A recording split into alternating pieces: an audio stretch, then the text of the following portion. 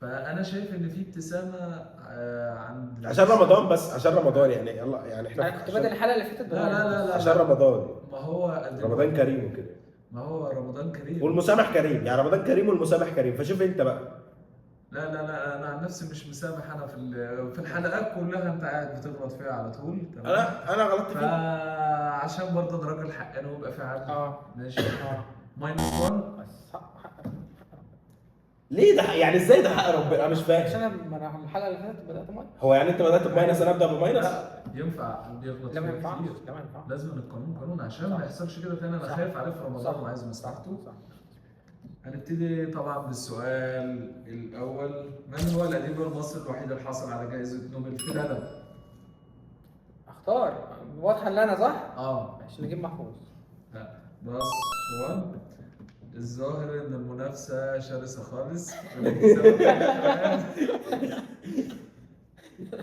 طبعا غايبه. ما هو اسم القناه المائيه العالميه التي تقع في مصر؟ قناه السويس. بلس 1. هو كله مصر مصر. انت يا عم ده انت السؤال اللي بعده. من هو الشيخ رحمه الله الذي فسر القرآن بطريقة؟ طب هو خلاص ضرب. محمد متولي الشعراوي، الشيخ محمد متولي الشعراوي. بلس 1. هو الشيخ محمد متولي الشعراوي. ما هو المش المصري وكيف يصنع؟ المش المصري دكتوراه في الجبنه القريش. المش المصري ده احنا بنجيب ست الله يرحمها، الله يرحمها الله يرحمه، تكون في الفردوس ان شاء الله. ان شاء الله. كانت بتجيب بلاص كبير كده، وبعدين تروح تجيب الجبنه القريش. احنا كنا كانت ممكن توضح البلاص برضه عشان البلاص ده شيء عامل زي الازازه كده كبيره، فاهم؟ ايوه من الفخار يعني. كانت بعد كده بتجيب جبنه القريش، تمام، وتحطها في البلاص وتحط عليها بقى ايه، خل وملح وشطه كتير، تمام، وبتقفلهم لحد ما يدوب بقى، وبعد لا قصدك لحد ما يخمر. ماشي، لحد ما يخمر ويطلع له دود. قصدك لحد ما يخمر. لحد ما يخمر. انت بتقول له الاجابه يعني. خلاص لحد ما يخمر. آه. لحد ما يخمر. اول ما يخمر بقى بيبقى الجبنه دي بتنزل ايه بقى؟ المش بقى اللي هو الشش بتاع الجبنه، وتاخد الجبنه كده ناشفه كده، تبقى جبنه قديمه طرش، والمش بقى هو ده اللي هو الصراحة عجبني في الشرح بالتفصيل يا وقريب عم هو من عملها نفس لك بايده الإجابة. والا بلس 2. الله اكبر. الله يرحمك يا ستي، ست السيده الله يرحمها. السؤال اللي بعده. من هو المهندس المصري الذي بنى هرم زوسر المدرج؟ مهندس ده من ايام الفراعنه ده، صح؟ المهندس اللي بنى. طب ممكن اختيارات؟ من ايام الحضاره القديمه وليست ايام الفراعنه. الحضارات. يعني هو ايوه فاهم؟ حرام نتكلم في الكوره. الكوره حرام، صح. في لا والله ابدا، والله ما في اي اعتراض. ما هو بيعترض، ما هو ده كده اعتراض. هو بيتريق. ممكن اختيارات؟ هو بيتريق على كده، على معتقداتك يعني اللي انت قلتها قبل كده. ممكن اختيارات؟ انا مش فاهم. لا انا مش عايز اختيارات. انا عايز اختيارات. انا مش عايز يا اخي. انا عايز. هو مش عايز، عنده حق. مش لازم الاثنين. طب قول. ماشي انا مش عارف اقول. هات اختيارات. انا مش عايز اختيارات بعد صغير السؤال. مش عايز اختيارات. الإجابة هي ايوه أمحتب، تمام. أول أيوة، مهندس مصري طبيب معروف في التاريخ. امحتب ده اللي مش حب، اللي هو حب كليوباترا باين. لا أنت كده بتروج. بيروج افكار. ده بيدس السم في العسل. يا ابني خلي بالك الفيلم انت كده. في صغار وكبار بيتفرجوا علينا الحاجة دي. احنا لا ولا حد ما ينفعش بيتفرج نتفرج عليها خالص. عايز افهمه والله. عايز افهمه ان مفيش. ما هي قلعة قايتباي وأين تقع؟ قلعه قايتباي دي قلعه حصينه. معقوله؟ ازاي؟ حصينة هم عاملين قلعه عشان حصينه. ما تبقاش حصينة. بص هي كان ليها عده استخدامات، تمام. هي طبعا موجوده في اسكندريه ان شاء الله يعني. فين في اسكندريه بس؟ في البحر، في بحري، صح؟ في بحري. اتفضل. هي كانت موجوده على البحر، تمام. دي كانت بتكشف مثلا الاعداء اللي هم جايين ايام لو كان في غزو على مصر او كده من ناحيه اسكندريه، فكانت زي مثلا ايه، موقع لكشف يا ابني هو مش موضوع تعبير، ما حكم ما تخلص. ماشي صح خلاص. قلعه قايتباي في اسكندريه. طيب هي مش بتكشف الاعداء، ده الفنار. هي بتكشف الاعداء. ماشي، ما الفنار تبعها. الفنار لا تبعها. دي حمايه الحدود الساحليه. ما هي لا هي مش بتكشف. طب ماشي حمايه الحدود يا عم. الساحليه لاسكندريه. حبيبي ده هيبقى 2 5 مكتوب عندك حدود ايه؟ ايه؟ مكتوب عندك ايه؟ هنقول الإجابة هنا، هنقول بلس 1. تمام، هو قال إن هي موجودة طب في الاجابه اللي اسكندرية. عندك ايه بقى؟ تمام، قلعة دفاعية بنيت في مكان أيوة، يعني اسكندرية قلعة دفاعية. القديم طيب. في مدينة الإسكندرية، فهي عنده هو صح، النقط. بلس 1 بعد طبعاً إذنك. يعني. تمام. اخسر مره عادي على يا فكره. عم عادي، بس اخسر بشرف ونزاهه، لكن مش بمساعده لا فين المساعده؟ ده اعطيني ماينس في اول الحلقه. يعني أنا مش نزيه، وده لا الحلقة قدامك لا مش يا عم، نزيه. انت هشام نزيه يا عم. وأنت شاهد على الكلام ده؟ انا شاهد بصراحه. انت يا عم وانا ماينس 1. ماينس 1. لا يا عم. على فكره بستظرف كتير. ايوه ده حقيقي. انت ما خدتش بالك من القلشه لا، دي؟ ما قلتش انا بقول له، حاجة. بيقول لي انت شاهد، بيقول لي انا انت شاهد وانا واتش. اللي بعده انت مش هتفهم. من هو بطل ثورة 1919 في مصر؟ سعد زغلول. سعد هو ازاي يقول على سعد باشا زغلول. ازاي يقول على الزعيم سعد زغلول سعد زغلول كده يا حاف؟ لا لا برضه هو يعني ما كانش قصده. برضه انا على قصده. مزاجك يا حاف. ماشي. السؤال اللي بعده سهل جدا ومحبوب جدا. سهل و- السؤال نفسه. هو قال محبوب ولا مهضوم؟ وانصحكم تاكلوه في البيت، ما تاكلوش بره البيت. هو اللي بره البيت طعمه حلو بس ملوث في الغالب. يا ممكن. يا شيف شربين انت اخلص. استظرف. لا ده مدح، ده مدح، ده مدح. ما هو الحواشي؟ هو ايه الاسئله دي؟ قول. بص الحواوشي هو عيش باللحمة. يا حكم، وانت ثواني. بعد هتنزل اذنك تمشي بس. شفرة البرنامج ده ولا ايه؟ بعد إذنك بس. هو ايه اللي عشان المش الأسئلة مش والحواوشي؟ جاية- الاسئله مش جايه في ما هي دي تخصص مش اسئله يعني، انا هستفاد ايه؟ حاجه بيعترض. ممكن طب حد الوقت يعمل وصفة يا انت بتدعي وقت. ويعملها في البيت. الوقت بص يا انت حاج، غاليه قدامي. الحواوشي انا هقول لك انا بعمله ازاي. الحواوشي هو يا ليه بيه ده برنامج ثقافي يا بيه، هو ايه اللي بيتقال ده؟ ليه عده طرق للاستخدام. بص في حواوشي اسكندراني وحواوشي بلدي اللي هو الحواوشي العادي. احنا احب اقول لك بنقول الحواوشي بشكل عام بنجيب العجينه ونجيب لحمه مفرومه عليها بصل ومش عارف وفلفل وحاجات وجوز الطيب. اهم حاجه جوز الطيب عشان تدي الطعم. يا عم لحمه مفرومه في عيش ونحط وخلصنا في يا عم. العيش ونحط في الفرن عايز ونطلع. اعرف والله عشان انا يا عم هو تمام كده. وتجيب بقى تخلط كل ده في بعضه، تخلط كل ده كتير يطلع لك يعني تحط كل ده في بعض وبعدين تقوم حاططهم في تحطهم في العيش او العجينه. خلي بالك شتم في النص. والله ابدا والله ابدا. ده انا بقول تخلط كل ده. تخلط انا قلت ايه؟ تعمل لي حواوشي بعد الحلقة. ابشر قلبي. انا عملته قبل كده بس باظ. طلعنا على المستشفى بقى. لا عشان بس الوصفه تكمل اقول انا الاجابه. طب ما انا قلت الاجابه. لا، بلس 1 خلاص. لا بلس 1. طب طالما في كده تكمله للسؤال يبقى كده الاجابه خبز محشو باللحم المفروم المتبل ويخبز في الفرن. ده انا الاجابه احسن منه. ده انا الاجابه تفاصيل اكتر. أسئلة بجد يا عم، دي مش أسئلة. ليه؟ من هو العالم المصري الذي لقب باينشتاين العرب؟ العرب استنى. معروف. دي زي جوارديولا الغلابه. ممكن استنى. تكونوا عارفينه استنى. بالاسم الاخير باخر حاجه في اسمه او العائله. استنى. اينشتاين كان عالم في ايه؟ هو اعتقد هو في اصلا كان في شعر بيقول اللي هو لما مات مش عارف حد اينشتاين كتب يعني نعافل مش عارف. استنى شوف استنى مصطفى مشرفه.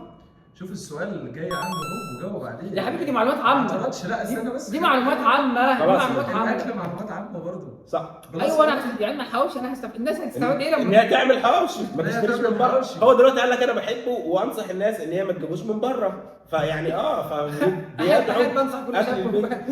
هو عايز يتجوز حواوشي. باور فاميلي. هو يا عم هو السؤال بيعمل اعلان يا حكم بيعمل اعلان. يا عم اعلان مفيش حاجه اسمها باور ده فين؟ السؤال اللي بعده. فينك يا احمد يا سيد؟ ما هو حي خان الخليلي؟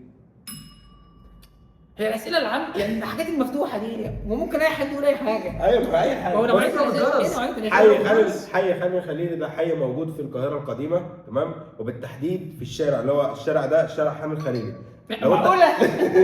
لا اخره على ايدك اليمين مسجد الحسين. سيبه بقى نخش على الشارع ايدك اللي بعده. الشمال على ايدك الشمال شارع الحسين. وعلى ايدك اليمين تعدي الطريق عم كده بجد. اللي هو نفق دي مش الازهر ويبقى أسئلة. المسجد هو الازهر. مشهور بايه؟ ده مشهور ان هو بيبيع بقى ايه الحاجات اللي هي الحاجات التراثيه او الحاجات الفرعونيه مثلا اللي هي او الحاجات الحرفيه برضو الحاجات اللي بتتعمل بالايد. وفي طبل بقى وزوامير. ماشي بلس 1. يحيى العدل. السؤال اللي بعده. كام يا حكم كده؟ كده 3-5. مين الثلاثه؟ مين إيه؟ اكيد مش انا الثلاثه. ايه؟ اكيد مش انا الثلاثه. ازاي؟ 3 ايوه انا بجاوب من بدري. ما بسيبش ليه سفر اللي فاتحها ده لازم تبقى 5.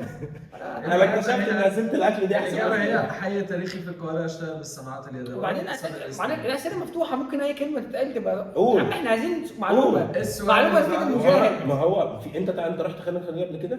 لما حضرتك تقول معلومه هروح، ما مش هروح برضه. ايوه بس تعرف بتاع ايه؟ إحنا تعرف كده ان انت بنروح. السماعات اليدويه. اي حد معدي في الشارع هيبقى عارف. احنا كده يا حكم خلي بالك. احنا كده بنروج للسياحة. انا اقول لك حاجه يا حكم. روج يا عم الساعه. خلي الخليلي برضه. الصحفي. خلي الخليلي اقول لك حاجه برضه. روج يا عم. خلي الخليلي في بعض. طب بالنسبه في للوقت بعض. اللي بيعدي وقت الحلقة. معلومه والله يا معلومه عم مهمة. المعلومه بقولها عشان على بس. بتاعتك يا بس عم. اديله فرصة.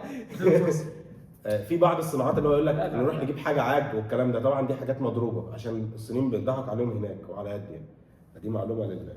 هبقى اقطعها بشيلها في المونتاج دي، اخش على السؤال بس اللي اكيد بعده. في حاجات حلوة هناك تانية. والله أكيد. ولا اي حاجات حاجه بس يلا ماشي.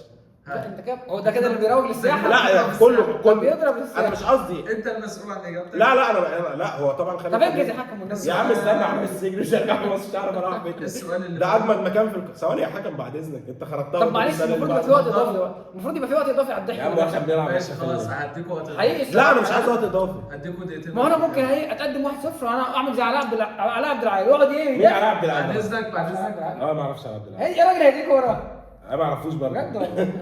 عارفه يا عم طبعا. لا اصل ما ينفعش والله. هو انا قصدي بس ان هي حاجات يعني ايه الحاجات اللي بتتباع هناك يعني للاجانب اكتر، يعني الاجنبي يشتريها اكتر من المصري لان بتبقى غاليه شويه يا عنه سلام. بالعمله دي.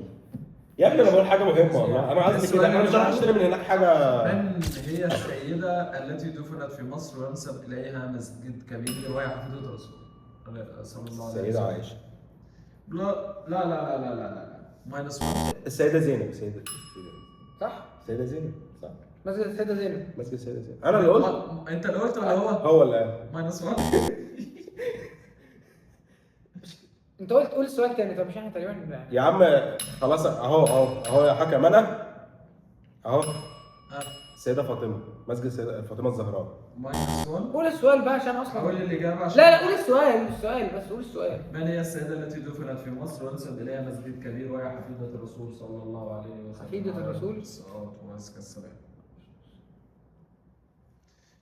قول الإجابة. قول طب الاجابه. السيدة نفيسة. اقسم بالله كنت عايز اقول، والله العظيم كنت عايز اقول. يا ابني امال السيده زينب والسيده ما دولت السؤال هي اللي بعده. تقريبا حاجه في الاكل تقريبا. ايوه السؤال اللي بعده. ايوه هي حاجه في الاكل بتستخدم في الشتاء. تمام. محشي. حاجه حلوه جدا في الشتاء. بص انا لسه لسه ما كملتش. شبيهه بمشروب حمص الشام كده. بص يا حكم ايده. نفس طب هو ضرب الجرس. طب هو ضرب الجرس. ضرب لا ما الجرس. دوستش. يا عم ضرب الجرس. ضربة الجرس هيبقى علامة السالب بعد كده بدون داعي، يعتبر بالنسبة لي كأنه بلاغ كاذب أو كيد برضه. تمام. ما هي فوائد وجبة العدس المصرية في الشتاء؟ فيها فيتامينات. اي هي هري بقى. هو عايز الاجابه اللي عنده. حلو التدفئه بتدفى، بتدينا دفع حلو. فيها فيتامينات بتمنع البرد. حلو ومفضله عند الامهات كلها يعني.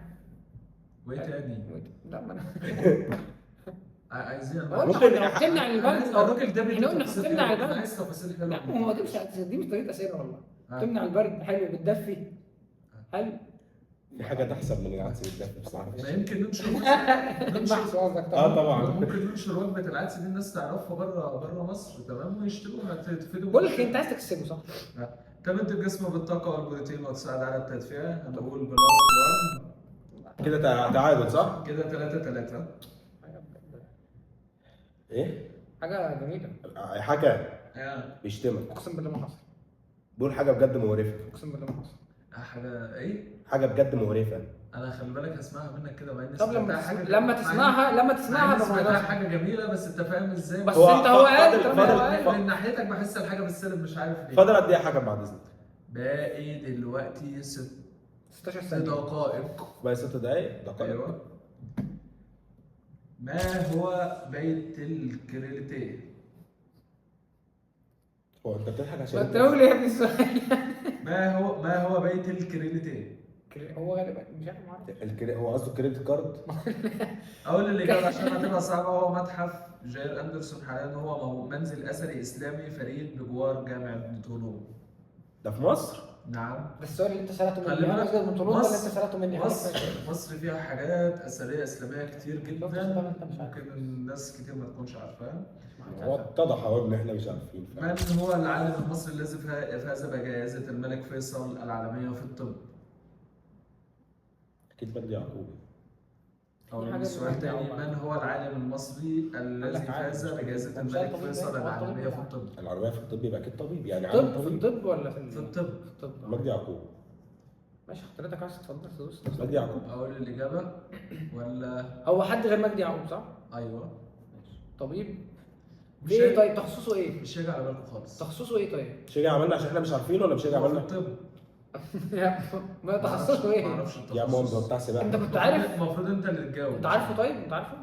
اه ما اكيد انا عارفه، انا عارف. لا، لا هو يعني قصدي انت قصدي- عارفه في العموم يعني قبل يعني ما. حد ما انا قلت لكم انا قلت لكم انتوا مش هتعرفوه، فانا بسيبكم انتوا برضه. طب قولوا خلاص. الدكتور رشاد برسيد. رشاد برسيد. رشاد مرسيد. السؤال برسيد. اللي بعده، والسؤال ده هيكون مكروه عند اخونا اللي على اليمين. مكروه؟ تمام؟ يبقى بس طبعا. اتمنى لو هيجي يقول الاجابه يقول تفاصيل لعب. لا اصل معلش دي اجابات مفتوحه. الحلقه دي اجابه مفتوحه ما فيهاش اجابه صح واجابه غلط، دي اجابه مفتوحه، حاجه اتقالت فيها يبقى تمام. ما انا بديك، مش انا بدي فرصه ما هي دي للجمهور إجابة مفتوحة. أقرب اجابه للسؤال. يعني ايه اقرب؟ يعني ايه؟ ممكن واحد ما بيحبش العدس يا اخي فانت هتحكم عليه، فهي دي اجابه مفتوحه يعني. ايوه انا مثلا ما بحبش العدس ولا المحشي اهو مثلا ها ولا الملوخيه. طب ما أهو انت قلت انا الملوخيه. بقول هي دي الفكره، ما الاعتراض على نوعيه السؤال نفسه. طيب إيه اللي يوصف لي بمناسبة- الملوخية؟ بمناسبة- يوصف لي مش عارف بمناسبة إيه. الكلام بتاعكم ده، ما هو الفطير المشلتت؟ اهو انا ده انا اللي ايدي على الجرس أهو. بالله عليك انا اللي ايدي يا على اخي يا الجرس. اخي يا اخي اتق الله. انا اللي ايدي على الجرس أهو. يا أخي انت اتق عينك الله. شايفه. اتق الله يا انت اخي. عينك شايفه بص يا اهو. وايه اللي يا أخي اتق لا الله. بص هو نوع الفطير فطير، المشلتت. نوع فطير فلاح طب خلاص، بيمتاز هندي كل بالارياف. واحد حلو الارياف. ايه اللي تدي لكل واحد؟ طب خلاص ماشي هو يقول اجابه أقرب ولا- اجابه للسؤال هو لا هو يقول الاول. لا، قول. زي ما الاول انا قلت مصطفى السيد الاول، لا، هو لا. يقول ده الاول. هو يقول الاول. مش انا قلت مصطفى السيد الاول وهو هو يقول الاول. قول أنت لا هو يقول الاول، انا ما اقدرش اخليه الحكم. لا انا ما اقدرش. خلاص هو يقول الاول. لا برضه انت مش كنت بتضرب الجرس بحماس؟ وانت قلت هو. ها؟ انت مش انت قلت هو؟ لا انا قلت انت، ما انت بتضرب بحماس الجرس. يلا قول بقى. انا حماس ولا هشتري جرس؟ جرس، هشتري جرس جديد بعد الخراب اللي انتوا عملتوه ده. طيب يعني هو نوع من انواع الفطير حلو. ايوه اكيد هو اسمه الفطير هو المشلتت. مش فطير اصلا. طب لا خلاص لو عايز تديله نقطه من قبل ما اتكلم طب قول. ها. لكن تهكم وسخريه. لا خلاص، انا أنا كده انا خلاص انا هسكت انا انا كمان. كده عشان كده انا هضطر يعني الغي رحلتي اتفضل يا ست البيت.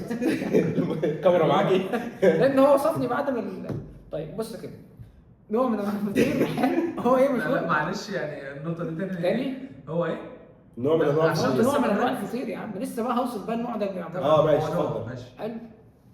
استوهب بقى في الارياف حلو، بيبقى معمول بالسمن البلدي حلو، وممكن ناكل جنبه بقى ايه عسل جبنه قديمه. هو عايز الفطير ذات انت نفسه. وهو ما عملش حاجه عايز حاجه، انت هو قال خليك لك حالك حاضر. انت خليك حالك هو ما عملش عايز حاجه. اتفضل. حلو. السمنه البلدي حلو. بيض السمنه البلدي حلو، ممكن ناكل جنبه جبنه قديمه وعسل. خلاص خلصت. وجبنة طريقه بيضة. التحضير. لا قلنا ما هو الفطير المشلتت، فانا هديله بلس 1. ليه انت مش قلت لا، انت مش قلت هتدي ما فرصه هي- الجرس ده لازمته ايه؟ ما انت مش هو قال اقرب حاجه. انا هقول اقرب من كده. لا، لا، هتقول انا هقول اقرب من كده. هتعمله لنا دلوقتي؟ اعمله. انت عايز تقول طريقه التحضير، هو قال الاجابه اللي انا عايزها. بس. طب ما انا هقول خلاص انا هقول ايه هو. يا استاذ يا استاذ خلاص، بطل سياحه يا استاذ بقى خلاص. ايه يا عم ده مش قال لك هدي فرصه لكل واحد. طب على الاقل اسمعني. الوقت عشان- وقت ايه يا عم أستاذ الحاج انت بلا مش قلت سياحة. هندي فرصه لكل واحد. يا استاذ السياح بس عشان يا عم السياح. في ناس في جيران حوالينا. هو ده السياق قاله بالظبط. طب ما انت قلت هدي فرصه لكل واحد. مش يمكن انا كلامي يعجبك. خليه هو ايه اللي اتفضل حكم عشان اثر الوقت. راي الناس ده مش فاهم هو ايه ده؟ قول يعني انت بعد ما اعطيته بلس 1 تقول لي قول. ما انت خلاص اقتنعت باجابته. قول خلاص، ما انا اديتك. بص. الفطير المشلتت ده عباره عن مجموعه من الطبقات. تمام. الاول بيبقى ما بين كل طبقه والثانيه سمنه. يعني بنحط الطبقه الاولى وبعدين نحط سمنه او زبده. تمام. تفاصيل فارغه اقسم لا مش فارقه. طبقات تفاصيل وحاجات مهمة. اللي هو مسؤول ايوه يعني موجود من عمال كذا طبقة. يعني مش فاهم كذا. اسمع بعد اذنك. تمام. انا هقول لك يعني مش هقول تفاصيل. طب معقول بيقول لك يقول تمام. طبقات اقول لك في ناس بتعمله مدور وفي الغالب هو بيبقى مدور فعلا مشهور في الفلاحين. معلش وموجود هو- برضه في البندر. ده تعريف ده تعريف اللي هو بيقول لك مدور وكنت بتتريق عليا وانا بقول هو نوع من لا هو أنواع- اهم تفصيل هو ما قالهاش ان هو حضرتك بيبقى. انت شفت فطير مربع قبل كده؟ اه ايوه والله في لا، فطير مربع. وفي فطير مدور صغير وفي فطير مثلث كمان طيب يعني. ماشي لا اديله النقطه. اتفضل يا عم. خلاص كده. بعد الكلمه دي خلاص. تمام. بلس 1.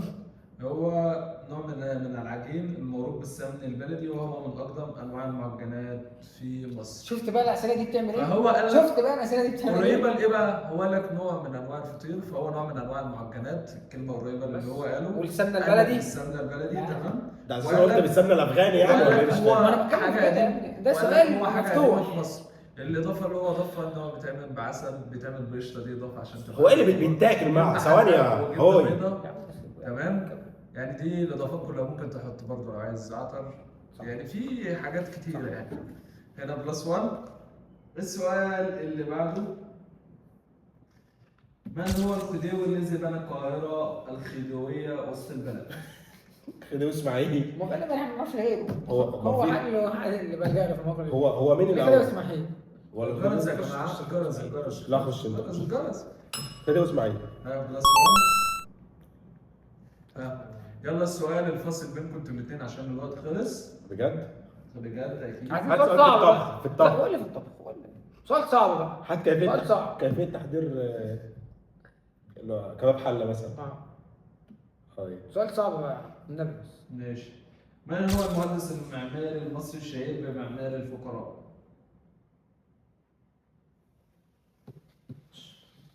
معماري الفقراء؟ نعم. هاني احمد، لا ما اعرفش. طب اضرب الجرس وقول. انا بقول ما اعرفش، اضرب الجرس وانا ما اعرفش. ما انت قلت حاجة. الإجابة المهندس حسن فتحي. هنشوف سؤال تاني.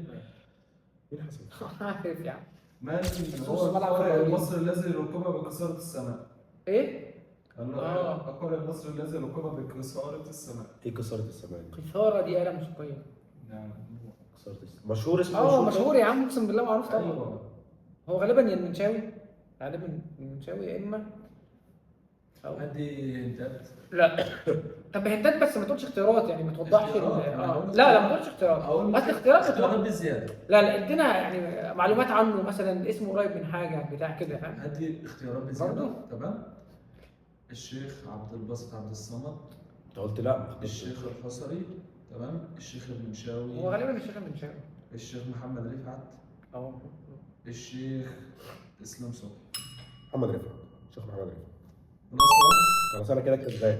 صح كده؟ كده النتيجه. انا ما كنتش مصر فاهم 4 كده 5. ماشي، لسه في وقت، لسه في الوقت وقت. خلاص. خلص هو اصلا. اول حلقه يكسب يعني. الله اكبر، اول حلقه في رمضان. اول حلقه في لا، ده رمضان. ظلم. تحيا مصر. ها ومن هنا حسب ثواني يعني ثواني والله. بعد انت اذنك. بتدعي ثواني. في رمضان؟ اه ان شاء الله. بقى احنا في رمضان. لا احنا مش ها يا شباب بعد اذنكم اي حد حابب يقدم ان هو يجي الحكم، احنا فاتحين باب يا ريت التقدم. على فكرة- احنا فاتحين باب التقدم. انا وقفت حد الفيديو. يجي وقفت الفيديو. انتوا مش عايزين انا وقفت كحكم؟ الفيديو بقى. اصلا. لا مش ما. عايزين انا كحكم؟ فاحنا ان شاء الله باذن الله في استماره اه. قبول. بص يا مش عايزينك. مش عايزينك تبقى الحكم. انتوا معترضين ان انا اكون الحكم؟